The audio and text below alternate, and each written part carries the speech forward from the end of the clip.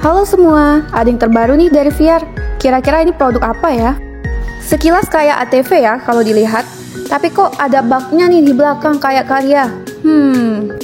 Jadi gini Besti, ini adalah perpaduan antara ATV Razor dan Karya roda 3. Namanya adalah VXT 300. Tapi kalau soal mesinnya ini sama seperti roda 3 Karya.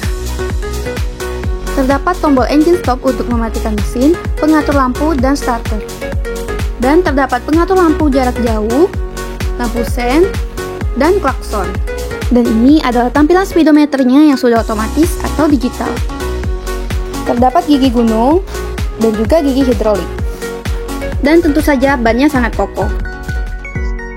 Terima kasih sudah menonton video kita dari awal hingga akhir. Untuk link pembelian kalian bisa cek Tokopedia kita. Sampai jumpa dan bye-bye.